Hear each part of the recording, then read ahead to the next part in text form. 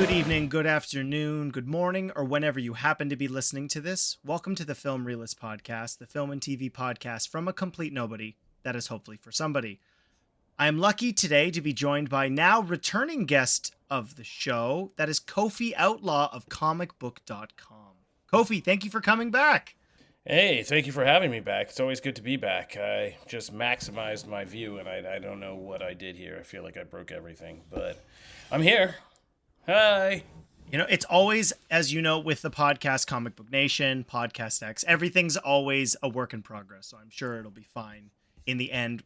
So today, if you've been following the schedule that I've been trying to keep, this week's review will be of Argylle. There will be a brief non-spoiler discussion, and then Kofi and I will get into the full spoilers of the wackiness that was brought to us again by Matthew Vaughn. So if you are spoiler hesitant, you don't have to listen to that part. Timecodes will be listed in the description, but let's waste no more time and jump into non-spoiler general impressions of Argylle. I certainly hope you dance as well as you dress. There's only one way to find out. Kofi, why don't you start us off? Okay, so just as a matter of context, these days I try to go into movies with as little knowledge as possible. I try to avoid trailers.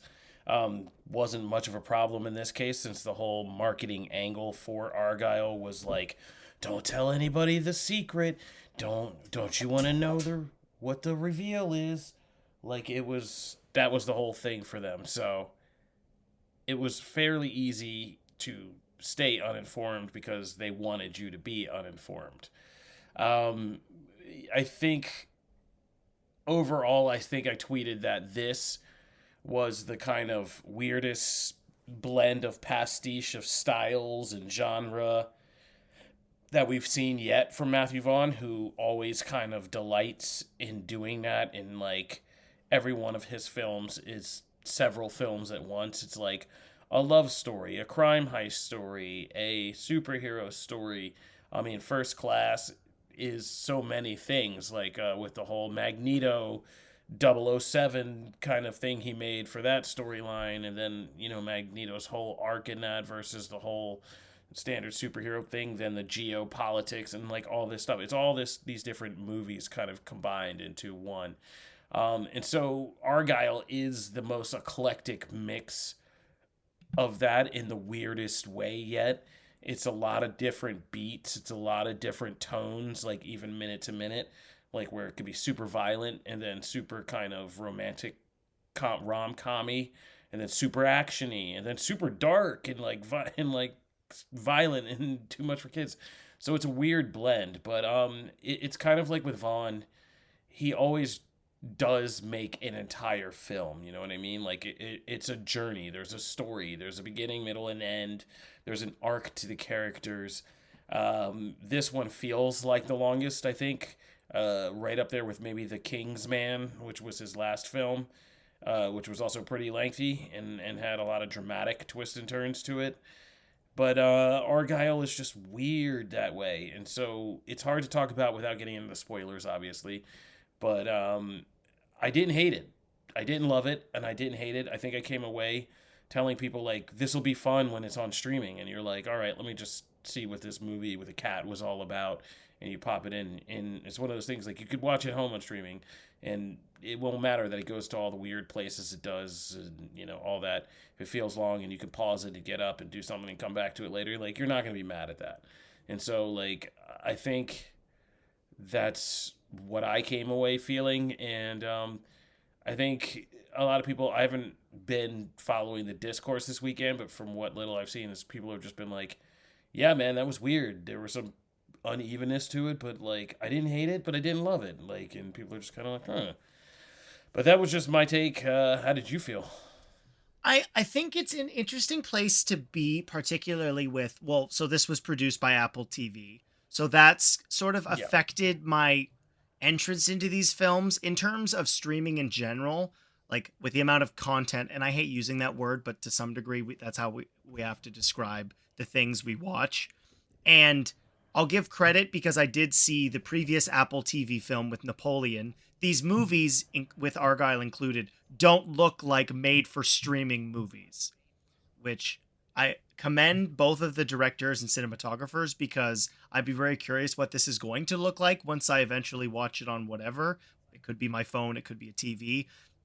I like Matthew Vaughn, and so I had seen the marketing for this, it being around a significant twist. But as you said, I've enjoyed Matthew's work with twisting the expected into the unexpected, and he definitely has a flair for the dramatic. And without it sounding like a criticism, he always makes fun popcorn movies and really pushes the envelope, particularly with the Kingsman franchise.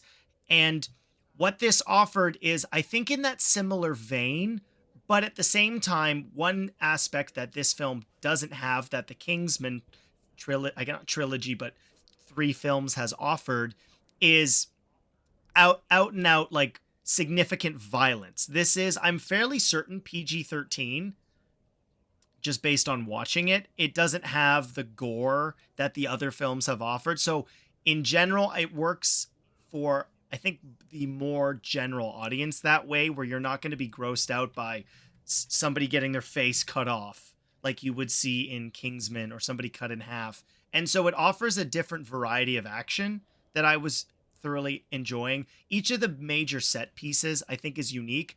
There is one I think you could have cut that certainly would have affected the length you talked about. It's zany and it's wild, and I really liked what he's continued to do in all of his spy films, and even if you go back all the way to Kick-Ass, with casting somebody who was not known for being an action star with Aaron Taylor Johnson all the way back, what was that, 2010, when the first Kick-Ass came out? And then... yeah, I believe it's somewhere around right? there. Having Colin Firth in the Kingsman movies, and then Ralph Fiennes in the Kingsman, and then Henry Cavill as the showcase as Agent Argylle. But Bryce Dallas Howard and Sam Rockwell, they definitely hit those rom-com notes you mentioned. But at the same time, seeing Sam Rockwell as kind of like your dad as a spy, like in general, I thought was quite funny. And the comedy worked really well for me. The person I saw this with, who I typically see most films with, we were saying in the last 6 months, this is probably the most fun we've had in the theater. And it's far from perfect, but and I've heard you guys say this. I credit Screen Rant Underground, all the podcasts that you guys have worked on. So I'm always the general audience, maybe more informed perspective, but it feels like, looking at the critical reception to this, that, and I believe I've heard you say this, but if I haven't, correct me if I'm wrong, that like critics get in circles and then a sentiment seems to be passed on amongst those. And just in the reception to Matthew's films in general, it feels like ever since the first Kingsman, that everything else he's been involved with has received significant negative reception, which I find really interesting because I don't see significant strides from the Kingsman or Kingsman Golden Circle, which certainly didn't receive nearly as much positive accolades from critics, because I enjoyed those. I think Argylle is probably better than those, but I don't see it as a massive drop off from Kingsman or a massive improvement from Kingsman or Golden Circle. Yeah, I see that. Yeah, I don't think. Yeah, I think it's a little bit. I think the difference between, I think Golden Circle is still up there. I think it was just a drop off from the first Kingsman that we didn't expect. And at that time, I feel like Vaughn was also firing on so many cylinders that people never expected a drop off from him at all. It was like he could do no wrong at that point. But I think the Kingsman was just a victim of being a mix of too many genres. Like, I don't think you can mix a war drama and a family drama with like an action movie franchise prequel when the subsequent movies are so much different in tone than that prequel was. And so I think everybody just got in there and was like, I did not expect like a World War I historical drama. Like, this is kind of getting weird. And then you had like, what's his name as Rasputin and everything, and like, yeah. Oh, Rhys Ifans. Yeah. Yeah, so like yeah, that was also again, it's a weird mix of things, but like he's just getting kind of eclectic with the genre blends, and this one is very much that 2010s kind of like Tom Cruise, Cameron Diaz, Night and Day, or like Mr. and Mrs. Smith. Like this is from the 2000s into about 2010. Really, there was this fascination with doing like rom-com spy movies and like doing that whole line as a counter to like the Bond stuff. But or even like weird kind of blue collar versions. Like one I really love is The Mexican with Brad Pitt and Julia Roberts. Like that whole that movie is crazy. Like in who's the late Tony Soprano, James Gandolfini in that one, who's like really great. But like yeah, so there's a little bit of that in this, and I think this is better than the Kingsman just because the Kingsman, even though that was a bigger production with the period piece-ness and all that, but I think this is a more entertaining film than that. But yeah, I don't think it's like leaps and bounds better and like, oh, this is gonna make everybody think Matthew Vaughn is back and like back at the heights, like where everybody thinks he's bulletproof. But like I think a lot of people are gonna see this on streaming, and there's gonna be a lot that they're charmed by. People like Bryce Dallas Howard, people like Sam Rockwell, people like a cat. Like that alone is going to make people see this on streaming and be like, "Oh, did you see that movie?" And that's where you're going to want to lose your mind. Probably is like in a month or two when people see this on streaming, and then the cat becomes like a whole thing over again, and we're like, "Oh my god, I thought we were done with the cat," and like, no, TikTok is now obsessed with the cat, and like we got to see all kinds of TikToks. So we're gonna see everybody with cat in their stuff. backpack. Cat backpacks. Or trying to drop everywhere. cats off. Yeah. That's cat true. drops are the new TikTok trend. Yeah. Well, yeah, I find weird cat drops. No, go ahead. I'm sorry. Go ahead. No, that's all right. One of the I had a listener talk about the way that I've kind of discussed. Not reviews sound because it's far from professional as possible, but in terms of looking at the film on its own merits, that's always something I'm trying to do, and I think the eloquent way that you describe The Kingsman is a perfect encapsulation of what that film was trying to offer, and it's certainly being a really interesting smorgasbord of all those things. And the first Kingsman, Secret Service, came at a really interesting time when the Bond films could not have been further from the classic 60s era, right? The Sean Connery era of that, where everything was mahogany, and obviously let's not go back and dissect the way that he treats women, because that certainly would not hold up to today by today's standards. But having all the fun gadgets and a over-the-top villain played by Sam Jackson, and I think it really struck a nerve with people. And not to get too off the tracks here, but like that being something I think a lot of people are looking for in the reboot of James Bond we will eventually get from the Broccolis and MGM, or I guess Amazon, but that's not really the point. And Argylle being a pure popcorn entertainment film that I know we can't really discuss, and I think once we're kind of done this general discussion, we can get into spoilers and the specific areas of spy films that it addresses. For my mind, it really worked on, again, spinning those ideas on their head and presenting these ideas in a new and fun way. It's ironic. This is another tangent, so I apologize. But my kids were watching Cloudy with a Chance of Meatballs today. And for me, it's the same thing that Lord and Miller have always brought to their productions, where you're taking a lot of things we're familiar with, you get a good cast around the idea, and then you just have fun with that. And if you can sit and just find entertainment and enjoy the spectacle of the action or the rom-com comedy that we get. I guess it's comedy twice in this film. I think it offers those things. You mentioned the length. It is the second longest, or it is the longest film I believe he's ever made, coming in at 139 minutes. So it's even longer than the Kingsman and Kingsman, the apostrophe. It's important. And the space. And so once we get into spoilers, there's one key action sequence that I think if you edit that out of this film, it's a much tighter movie. And what I'm really curious about is what's the separation where we're seeing this movie, but a lot of people are saying like this is just. I saw a review in CBC, which is is the Canadian Broadcasting Channel, that said you're better off staring at your phone in the theater than watching Argylle. Like, I don't know if he was watching it through somebody else's phone, but I was baffled by that criticism. Yeah. Yeah, people are getting wild with comments like that. There's stuff like I've heard about that. There were some pretty wild ones about Zone of Interest that like I heard, and I was just like, yeah, people are just. And there's also, but you know what?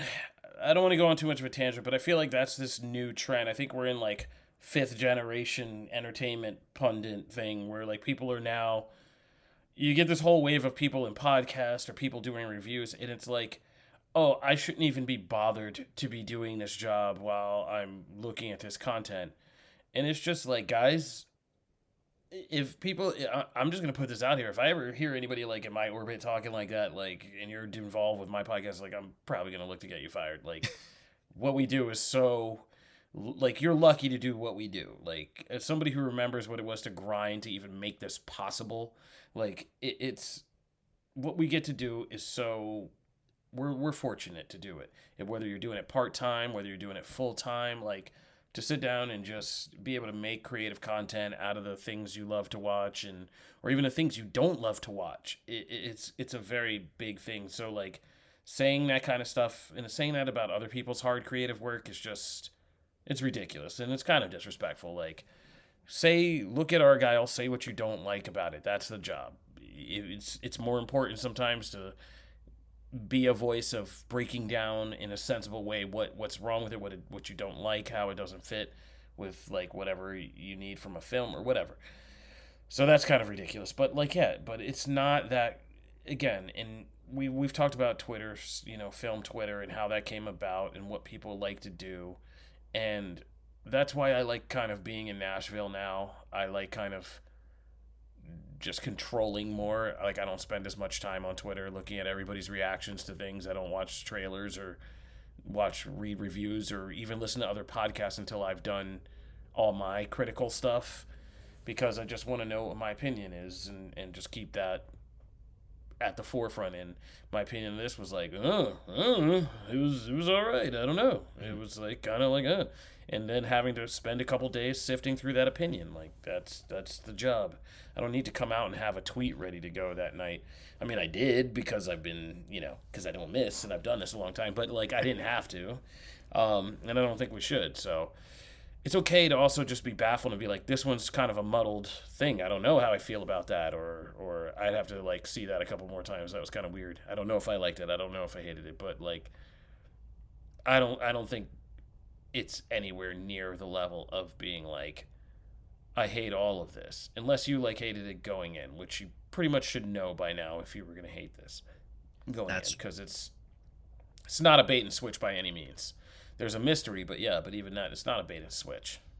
Well, I think that's a perfect springboard into. So let's jump into spoilers. So if you have not seen Argylle and you do not want to be spoiled, jump out now so you can find out what's coming up next week. Full spoilers for everything. What's the big twist? And I think that's a good, just talking about the twist in general, that's been, having seen all the TV spots and the trailers for this, a good spot to jump into, which is... I am such a fan! Oh yeah? What is it you do? Espionage. What I really liked about the twist, so full spoilers, here we go, it being that she had lost her memory, amnesia, and that she had been reprogrammed by, I always mess up her name, Catherine O'Hara and Bryan Cranston, having like it being an interesting flip of that Jason Bourne idea, right? With it, and the way that Ellie Conway is processing her, repressed memories, is in writing these novels, because they are trying to figure out what she knows, the evil organization that she was quote unquote affiliated with. I thought was fun, and obviously this is at some point going to be available on Apple TV Plus. I'm really looking forward to watching it now, knowing that is the twist, because of the way that it's presented early on, with Ellie seeing Argylle in place of Sam Rockwell. And the interesting dynamic that presents, particularly on that train fight sequence, them being so massively different in size, and her seeing what she would picture if she was writing the books. Again, it offered stuff that we don't see. It's been a criticism of a lot of other massive blockbusters in terms of how the action is set up, whether there's good choreography and the time has been taken meticulously to craft the second unit direction. And outside of one that I just felt was extraneous at the time it happens in the movie, I thought all the major set pieces were super fun. And I go to a Matthew Vaughn film expecting that, because that's what he has constantly delivered. Yeah. Yeah, I mean, you're not wrong about that. You're not wrong about that at all. I think that it's in the twist that I feel like I just kind of like felt like there was more being said that I needed to process, right? Okay. And I don't know if I've given it like the brain power to kind of process it, because there is a kind of whole message in there about kind of what we project, you know, the fantasy. And they touch on this very quickly in the beginning when Sam Rockwell's like, oh, I'm not what you pictured a spy to be, right? Mm-hmm. Like, you pictured all this thing. And he's talking about, like, sorry to disappoint you, but, like, it's really, this being unremarkable is kind of the job. And, like, that's, if you big, tall guy and you stand out, he's like, when he's talking about why he loves the books and, like, what his one criticism is. Mm-hmm. But it is a kind of deconstruction of how we fantasize about these things and like what we imagine the image of strength and, you know, the paragon of like, here's our ideal hero, quote unquote, or person, like, you know, who can be this is the Henry Cavills. And they purposefully do a lot with people in imagery and stuff like that. Like, somebody asked me, how's John Cena in this? And I say, it's not so much how John Cena is, it's that Matthew Vaughn is kind of picking people and using things that we don't think about. And there's a lot of this movie that plays upon the image of the ensemble that we're using. Like, the Henry Cavill in and of itself is a commentary because of who Henry Cavill's thought of. Big, square-jawed, you know, perfect kind of action hero man. That's what the internet is always, every action hero thing, like, Henry Cavill can do it. Like, all that stuff. The Witcher, Captain Britain, Howard, James Bond, Superman. Yeah, everything. Exactly. So everybody thinks of and projects that that's what it should be. But Bryce Dallas Howard is always looked at as like, oh, sweet shucks, like the ideal person that she is in this movie is what we think of Bryce Dallas Howard being, but she's also producer. Oh, I'm sorry, are we allowed to curse? I just cursed. It's all right. I've already decided that if you curse, it's okay. I'm going to edit it with the cat meowing from the film, so it's fine. Oh, no, that's okay. I usually I'm so good about Comic Book Nation rules. We don't curse. So, well, it's because you're not surrounded by your awesome set. That's what it is. It's all right. No, it's not even as that. It's just because I was just getting real passionate about this. But no, I mean, that lady's like a producer. She's super smart. She's super talented. Like, she has a lot going on besides this, like, kind of like all shucks, you know, thinking she's like sweet, docile image. And there might be a lot of Hollywood stuff we don't know about in that. But, like, I don't think it's a mistake that she's picked and presented for this in this film. And, you know, when we find out about her other side, like, yeah, that's also Bryce Dallas Howard is also somebody who's savvy and sharp and can be mean and can be all these things too, if she wanted to be. Same with Sam Rockwell, like, you know, guy who there is probably a whole joke in here about he did play a Nazi. Sam Rockwell, yeah, but like not getting those roles, right? Because that's not what we think of a spy looking like is Sam Rockwell. Like, he probably doesn't get roles like that, even though he's probably tried a million times. And so I think in those two leads, there is a very, maybe Hollywood-centric, but like a very meta joke in this movie about, you know, what we see and what we project and like how we think about it and who we can be and who we allow ourselves to be.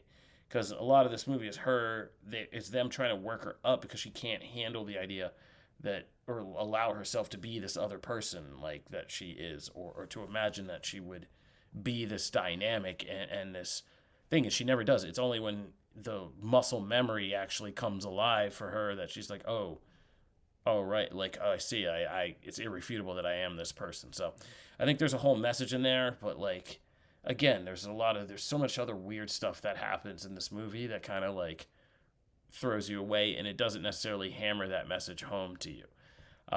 But they do a lot of funny things with image in this movie, just like Bryan Cranston and Catherine O'Hara, another prime example, right? Like, people who are so good about being these all shucks parent figures that we've seen in Malcolm in the Middle, or Home Alone, Schitt's Creek, but also like Schitt's Creek, like, yeah, but also Bryan Cranston, but also them. But I was going to use them as saying, like, we also know they have this duality where they can play these kind of not so great people. Beetlejuice, Schitt's Creek, Breaking Bad. If you want to go back to Total Recall, go for it. For Bryan Cranston as a villain. Was he villain? I believe he was the villain. Yeah, he was. Yeah, he was. They flipped it. So like, again, so they play with this idea of imagery and what we associate with. And I didn't finish my thought about the John Cena thing earlier, but John Cena being this like muscle bound guy and being who he is played perfectly in this, because it turns out John Cena is really Sam Rockwell in the quote unquote real world of this film. Sam Rockwell is the John Cena, and that's what it really looks like when you have your assistant helper spy guy. And he's the tech guy turning as well. out to be like, yeah, right. He's the computer guy. Yep. And so like, yeah, he's a computer guy, and like, yeah, it's a good movie about that kind of image, what we think about self-image and like outward image and all that, but it's not too powerful on getting that message across, but it's not too powerful on doing anything. It's just non-offensive, really. It's just kind of like you said, it's a good popcorn story time. So, yeah. Well, I don't know. I'm never gonna get like too upset about it. Yeah, I think it. No, go ahead. I'm sorry. Oh, that's all right. It offers enough in the story it's trying to tell. Obviously, I think there is the irony to me is talking about like and you're absolutely right, presenting that image on what general audiences or book readers, whether that include that even like graphic novel readers, picture in their minds for casting in these lead roles. And what I really liked about Argylle is it's not just with Henry Cavill, because the film even presents this to us at the very end, where we learn that Argylle is Rachel Argylle, who is Bryce Dallas Howard. But in the same time, we get Dua Lipa as the lead femme fatale in the beginning of the film with Henry Cavill. And both of them are portrayed to some degree by Sam Rockwell. And then we see Bryce Dallas Howard in the same outfit in the conclusion of the film, which I think is really interesting. And this goes in line with who Matthew Vaughn has cast in his other franchises, right? As I mentioned in the non-spoilers, you had Aaron Taylor Johnson in Kick-Ass. Taron Egerton being a young spy, probably less so, goes against the grain of what audiences would expect. But Colin Firth, Rhys Ifans, leading, like, it seems to be a continual thing he's doing. And what I find interesting about playing on that idea that audiences have around casting and the ideal image, it doesn't go nearly as deep in it, but to me, I found interesting connections to something like Barbie, which obviously had significantly more to say and had much more focus on different aspects of that, where you had stereotypical Barbie and Henry Cavill being presented as the stereotypical action hero, and then Dua Lipa as the stereotypical femme fatale, and getting, as you said, people who probably weren't going to get cast in these roles now as the leads. Does it say as much as other films would? No, but I like that is played in this movie. This easily could have just been, and I think by probably lesser screenwriter and director, it would have been Henry Cavill and Dua Lipa, just in a fun early 2000s action thriller that didn't, or not action, but action comedy that didn't offer anything interesting, but that even as you said, I agree with you. I don't think I've fully grasped exactly everything it's trying to say, but on the outset, I'd enjoyed it had something to say while still managing to strike that entertainment chord. Because at the end of the day, for me, I'm going to see a Matthew Vaughn film. I want that entertainment.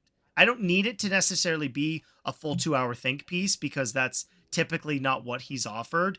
But playing with genre trends and casting actors outside of those roles that Hollywood typically would cast. I like that. That seems to be a constant with him, and I hope he keeps doing it. Yeah, Barbie came to mind when I actually saw this movie. So did Poor Things, and just in terms of, 3 very different movies, very different, but like this theme of like this kind of the current theme of this female awakening that we're kind of seeing in the past year. Women kind of really coming into self-realization about both, the insanity of their place in the world and what they want from it and their own power and their own empowered nature and things like that, and how to do that is kind of a running theme that we've really been seeing in media, not just in film. The Grammys are on right now as we're recording this, and the Taylor Swift of it all. That's all very real. And so this movie does really, again, like I said, it's from a male director wrapped in a spy action comedy mystery. So I don't think it's as hard hitting or obvious to us initially what it is, but there definitely is a message about, Ellie Conway and Bryce Dallas Howard and this also literal kind of awakening in this movie to her and who she really is and her own potential and power as a woman and a female agent. And there are some pretty absurd ways that Vaughn likes to express that power. Not since Kill Bill have we seen something I think as absurd as that ice skating scene. That's the scene I would have cut. Kill Bill, probably like the house. Yeah, I think. Well, in terms of structure, it feels like too much, especially with the one-on-one. Like my brain kept comparing it to, I apologize, the structure of Kingsman, and where you have the heads blowing up sequence at the end of Kingsman being like the big spectacle. And of course we get that with the dance fighting in all the green smoke. And some of that is shown in the trailer, which... See... Oh, no, I was going to say that's the one I would have cut. Oh, interesting. I would have... Okay. Yeah, that's what I thought you were going with too. But that's the one I would have cut. Yeah. That's the point where I just like got up and I was just like looking around. I was like, I might go to the bathroom. Like, this is getting nuts. Like, it's just like, it's just so over the top. I was just like, oh man, I don't know if I could do this. So I was like, oh boy, you're losing me. But finally it was over, so that was good. But no, go ahead. Why would you cut the ice skating when I'm I just like to hear more about this? In parallels to Kingsman, so like with the head exploding, obviously the vibrance of the color being very similar to the confetti coming out of people's heads, because that probably would have made it NC-17 if we had seen everybody's heads exploding all the time. And then with Kingsman, we had the fight with Giselle, and then that was the end of it, right? With Eggsy. And then in this, I like the ice apart. So this is probably a Canadian thing. And I mean, you're from Philly. I don't know what your ice skating history is, but like for me, it was a bridge too far to stab blades into your feet and go skating Batman and Robin style. That's what, at least for me, it was like I was having flashbacks to Movie Nom with the Batman and Robin opening with Mr. Freeze and how that played up where they're skating on oil. And the fact that if you're still skating on something that's supposed to be metallic, no sparks were created. That's the reason they don't use any guns in that set piece. And then you have another action set piece, on the top of the tanker with a fight between Rockwell and Bryce Dallas Howard, like a one-on-one because she's been programmed with the little ice skating jewelry box. So for me, I was burnt out when we were going through the ice skating sequence. So by the time we got to the one-on-one, which I liked from a story standpoint, I felt we've had so much action. That's why I would have cut the ice skating sequence. Because I think you need the one-on-one. Well, I think the problem with this movie is that, and I told this to people, I was like, my brain logistically was like, okay, this movie is about to end about 4 different times. So, like, yeah, by the time we got, and I forget which order is the smoke one after the ice skating one, or is that before Yeah. the ice skating one? So they're in this. They find each other in the armory. Then we have the smoke fighting. Then they go to the server room. They don't get the server, or the master file, the MacGuffin, and then they wind up in the oil tank because we have the henchman who really hasn't been flushed out as the one henchman who was at the book reading. He shows up, and then All right. they shoot, and the oil gets flooded.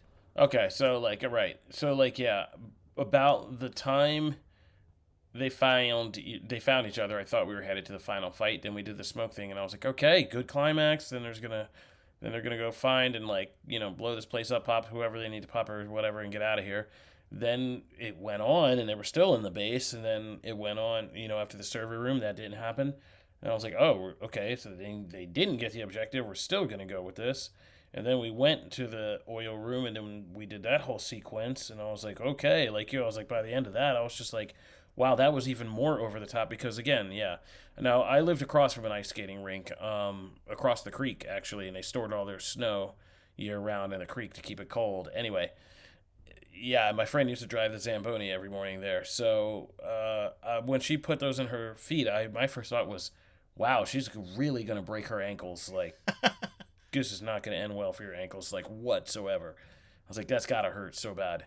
But, yeah, but when that whole sequence was done, I was just like, yeah, we are so over the top. I was like, surely we are just going to kill all the rest of people with a couple gunshots, and then we're out of here. Mm-hmm. And then it goes on and on and on, like, yeah, until outside. And then even that end thing with Catherine O'Hara doing the Get Out sunken place thing, like, with the music box. And I was just like, please, for the love of God, by the 5th time Sam Rockwell got slammed, I was like, and that's where it lost me. I mean, that was just such a, like, I get it, showing the dedicated love, but I was like, guys, we didn't lean enough into the rom-comedy of this to, like, really be taking it this far. It was just too much. And I was just kind of like, get me out of here by then. And by the time that part ended, I nearly missed the post-credit scene because I was, like, so fast getting out of the theater. And it was actually, the publicist was like, I think you should go back in. I think there's something. And I was like, oh. And I, like, came in right as that, like, hit the actual interesting point of, like, that whole post-credit scene. But, like, yeah, it was just so long to get out of there. Like, we had to go through every stage of the game and kill every last person who ever even looked at these people wrong by the end, right? Mm-hmm. Like you said, the henchmen getting in a whole sequence, like, that was unnecessary. Like, and frankly, like, I think it's where, and I know Matthew Vaughn likes to get crazy, but it's where the film kind of threw me out because it didn't look so great in some of those sequences.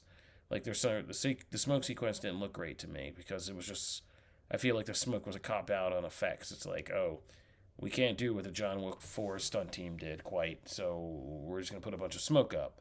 So there's no real coherence or you have to follow. It's just kind of like point, shoot, and whatever. We can fill in the rest in post. And the ice skating one was more ambitious, but then at points it just looked terrible, right? Mm-hmm. Like, I was just like, yeah, that doesn't look right at all. Or it just looks like clearly a stunt performer. There were just so many shots that was clearly a stunt performer. It was just like, this is nuts. Well, that's where I would cut it, because one of the avenues or aspects I appreciated was whenever he can use the actual actor. Obviously, there's as you mentioned, Sam Rockwell getting thrown to the ground. That's not him. But when it's ice skating double for 10 minutes, it's like this is, for me, it's taking away from, I'm assuming, what some of the message is supposed to be, which is like Bryce Dallas Howard being this person you don't expect to be the super spy. Same thing with Sam Rockwell, as we've discussed, when you have to have used a double and it's a face replacement. Like, it's not a fight scene in a bar where you undercranked and then cranked it back up so Colin Firth looked like he could destroy like 10 drunken guys in a small pub. So Yeah, it gets over the top, and it just, I think the escalation is probably more out of control than we've typically had. Yeah, I mentioned that like somebody just let Vaughn go kind of like wilder with a budget than ever before, and I guess that's just with that Apple money coming in. But they were like, yeah, no, go nuts. Like, yeah, didn't know he was just probably like, okay. But yeah, it's just it's one of those things where I think I'm gonna have to see it again and see it a couple times and really be able to process like what it is and just like how I feel about it. But like for me, it's just gonna be this right now. It just is just kind of the middle of the road. Like it was, but it was an entertaining time at the movies, and like you said, it was a story. Mm-hmm. Okay, so in kind of wrapping that up, I really briefly, I was curious because I was having this conversation with friends. Out of the spy films, so that being Kingsman, I mean, Kingsman, Secret Service, Golden Circle, Kingsman, and Argylle, how would you rank them from most favorite to least favorite? So out of the four. I would rank, I mean, Kingsman, the Secret Service is clearly number one, I think. I think Golden Circle is still number two. I think Argylle is number three, and I think the Kingsman is number four. Okay. I would do it Secret Service, Kingsman. I think I'd probably go Argylle, then Golden Circle. I really liked the Kingsman. I think I enjoyed the World War. It was like James Bond in 1917 had a baby, and that doesn't work necessarily to its best potential, but I enjoyed the more dated elements of it. And it has Djimon Hounsou, so can't go wrong with Djimon Hounsou in every major franchise. No, the cast of Gemma Arterton, I liked all the characters in that. I just thought, like, again, the drama of the World War I drama, like, and even doing that history, I thought it was just so mismatched in tone. Like, jumping from, like, serious London politics that were obviously very important to Matthew Vaughn to, like, Riza Fans, like, doing, you know, the whole Russian, I forget the Rasputin thing in the next scene. It was just like, what are we doing here? Like, I don't know what's happening to me in this movie. And I also think I saw it at just, like, a weird time, but, like, yeah, that's just the one I've enjoyed the least. So that's fair. Okay. Yeah, I'm happy with my ranking. All right. You're looking forward to me tweeting your ranking at you later on. So that will do it for spoilers for Argylle. If you want to go see it in theaters, I think Kofi and I have said enough that if it's something that interests you, it's probably worth the theatrical experience. And then at some future date, it'll be available on Apple TV Plus if you have that streaming platform. Next week's episode will be of Mr. and Mrs. Smith, the Amazon show. I thought only the first episode came out today. Turns out they dropped everything. So I haven't had an opportunity to watch everything. So I look forward to reviewing that because to my knowledge, there is no major release of anything else next week. And then answering the question of the week. And Kofi, if you would like to chime in as well, I'd love to hear what you have to say, which was based on the success of Reacher. Now, this isn't specifically because Reacher was in the 80s, but this was the question. What iconic 80s action star would you like to see get as a TV reboot?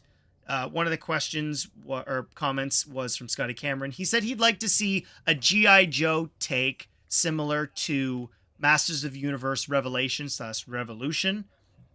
or something like Transformers with a more gritty take. Okay. And then Stephanie said, not 80s, but Bonnie and Clyde. Okay. Interestingly enough. So is there an action icon, Kofi, that you think would work in a television platform better than probably their movies? They've tried to do it before, but I mean, first of all, if you are not reading the current Energon universe run of comic books that has G.I. Joe and Transformers in one universe, these comics are much grittier, they're darker, they're violent. The Transformers run by, what's his name? Daniel Warren Johnson's Transformers run right now is it's just like one of the best Transformers run I've seen in years. It approaches it with a semi sci-fi horror bend of the fact that if giant machines could hide as vehicles and transformed and interacting with humans, there would be a lot more squished humans. And they do. And like when Starscream or somebody goes up against the Transformer or against humans, like it's just it's a massacre. And it's horrific. And the first issue is really great. It's how they get into the Transformers coming to Earth, and that whole familiar G1 lore is nuts. It's one of the most nuts setups I've ever seen. Just to tease you with it, it's all the Transformers got depowered in the middle of a fight, and they're brought back online, but they're brought back online one at a time. And so you have this incredible close quarters, high stakes battle that takes place inside of their ship in the first issue. Like the Ark? As you find out who gets back online. And so, yeah, they're all on the Ark, but they're all frozen in place. And so as Teletron 1 comes back online, they're slowly all being rebooted, but at different speeds. And so each Decepticon and Transformer or Autobot comes on at different speeds. And it's like this horrific shootout where half the people are frozen, like that scene in Logan, like where half the people are frozen and just getting their brains blown out because one like wakes up and is like, oh, wait, oh, you can't move? Cool. Bang. And like, yeah, and like Spike and another human are stuck in the middle of this. And so it's a fantastic run. I know that's a big detour, but check that out. So there's already so much great ground for an adaptation like Masters of the Universe Revelation if they just do the entire Energon universe, because G.I. Joe is also in this universe. And so when Transformers start showing up, you know, there's only one level of military to deal with that, really. And so that becomes a whole thing. Yeah. And it's excellent stuff. There's excellent stuff. For me, I think we've gotten to the point, and they've done it before, but I think the game has changed now, obviously, and we can make it a lot of fun to do Knight Rider again. That is a good one. Somebody who's carrying out secret missions in a smart car that can do all kinds of stuff. Obviously, we're a different place automotively than in the 2000s when people tried to do this concept again. Like now it actually, you know, you take a Cybertruck concept or something like that and you kind of have fun with it. And, you know, because now there's a whole world of not just Kit. It's not just Kit. You know, Kit would have a lot of competition, and that could get really interesting. So I would love to see that. That's cool. I hadn't thought about Knight Rider. Okay. That's awesome. And if it's there's a lot of seasons. AI, like if it begins to get an AI upgrade, like all this kind of stuff. You have subplots on subplot. It'd be great. That's really cool. Well, was Knight Rider on CBS? I think so, yeah. So there you go. It all blends together. Paramount. Or it was either that or NBC. Which one? No, that's the video game. Where was Knight Rider? Knight Rider was on NBC. It was on NBC. Okay, I knew it was. I thought one day maybe on NBC. Peacock. All right. Well, Kofi, thank you so much. Peacock. Go ahead. Peacock. I mean, they got Twisted Metal. I know I was gonna say Peacock's got Twisted Metal. Might as well flex out their Gearhead section and do Knight Rider reboot. And eventually the Community movie, which I'm very much looking forward to. Okay, Kofi, thank you so much for coming back on the show. Thank you for spending time to talk about Argylle. Kofi, you're on Twitter. You're on comicbook.com. You're at Comic Book Nation. And special guest on Podcast X. I like to consider you a special guest here as well. You're welcome back anytime. Oh, thank you. Thank you. It's always good to be back on the Film Realists. And I can tell you now in person, thank you for the shout out on Comic Book Nation, the reminder to talk about Star Trek Strange New Worlds Season 2. Yeah. No problem. Anything to spark further discussion on the content, the television and movies that we love. That's why I'm here, sharing it with all of the listeners, and why Kofi is here as well. Thank you so much for listening to the Film Realist Podcast. As I said at the beginning of the outro, I will be back next week with a review of Mr. and Mrs. Smith, the television reboot, and then in the following week, a continuation of the Spum universe with Madam Web. Thank you for listening. We'll see you next time.